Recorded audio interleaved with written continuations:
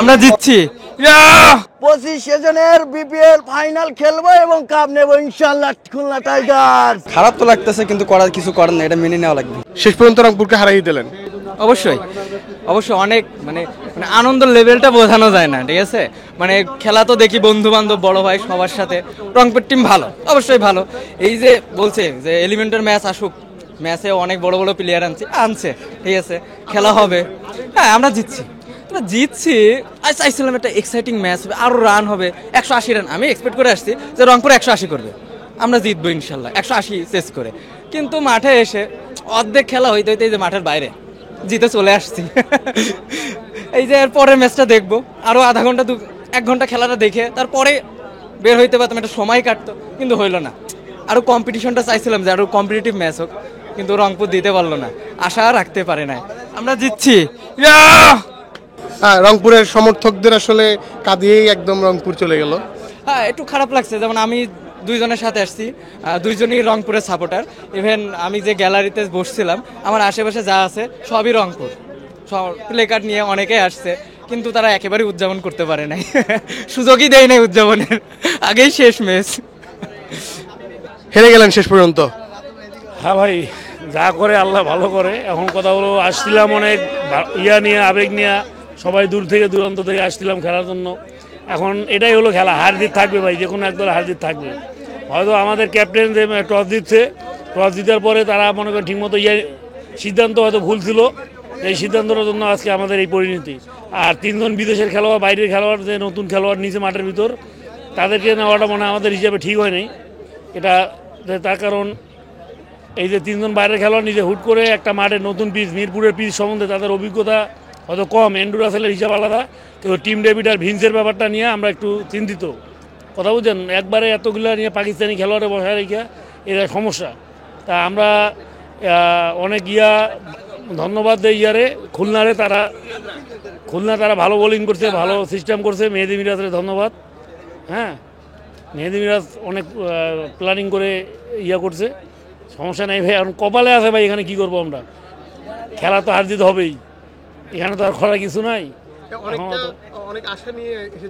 অনেক আশা নিয়ে, বিশেষ করে মিরপুরের মাঠে বরিশাল আর মনে করেন রংপুর, এই দুটা দর্শক অনেক বেশি হয় সব সময়। আমরা চাইছিলাম যে এই দুটা দল ফাইনালে খেলুক, আর শেষ পর্যন্ত জিততে পারেন নাই। রাসেল আসছে, টিম ডেভিড আসছে, তারপরে আসলে না টিম ম্যানেজমেন্ট অনেক ভালো চিন্তা করছিল, অনেক করছিল, অনেক চেষ্টা করছে যে টিমটা করার জন্য, মানে কোয়ালিফাই করার জন্য। কিন্তু কি করবে, তারা চেষ্টা করছে, কিন্তু খেলতে না পারলে কি করবে ভাই। খেলাটা এরকমই ভাই, মাঠে এসে খেলতে হয় ভাই, মাঠে এসে তো খেলতে হবে ভাই, খালি খেলোয়াড়ের ব্র্যান্ড দেখে তো লাভ নেই।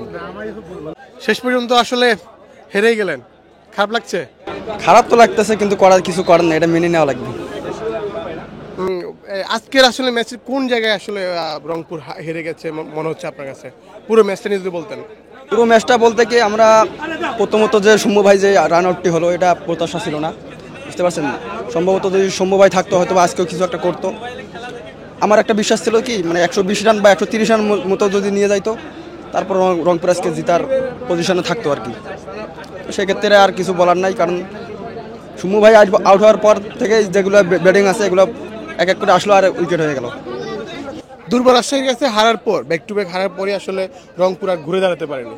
ওই হারগুলোই কি আসলে রংপুরের যে মানসিক শক্তি বা প্রস্তুতি, এগুলো কি ব্যাকফুটে চলে গেছে কিনা? আসলে সম্ভবত এটাই হবে, এছাড়া আর কিছু কারণ দেখতেছি না আমি। কারণ রানিং 4টা ম্যাচ আসলো, 5 নম্বর ম্যাচটায় হয়তো বা আমরা ভাবছিলাম যে না, এই ম্যাচটা ঠিক করবে, যেহেতু বাইরে থেকে আরও 3টা ম্যান নিয়ে এসেছে, অ্যান্ড্রু রাসেল ছিল, তো সেক্ষেত্রে এটা আশা ছিল না রংপুরের।